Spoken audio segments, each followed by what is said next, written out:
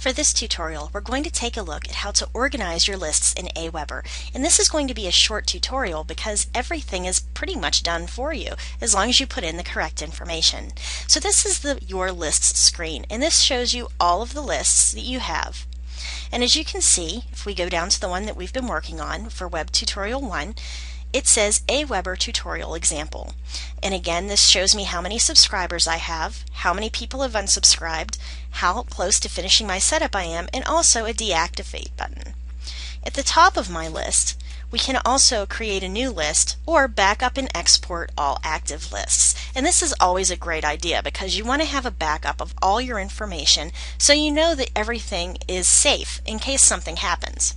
So the best way to make sure that your list is well organized and you know that the correct people are getting the correct emails, let's go ahead and click on our Web Tutorial 1.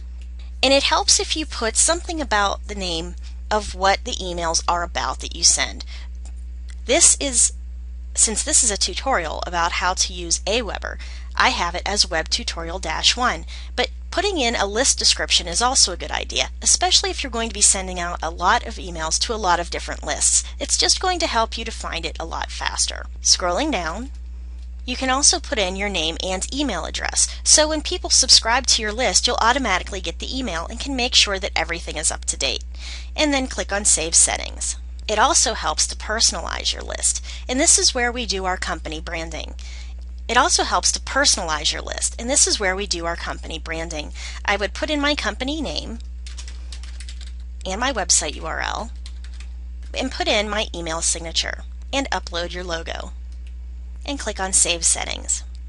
So let's go back to my list. I'm going to click on the Backup and Export All Active Lists, and it will ask if you want to create a backup of this file with all the subscribers, messages, and broadcasts from all of the lists on your account.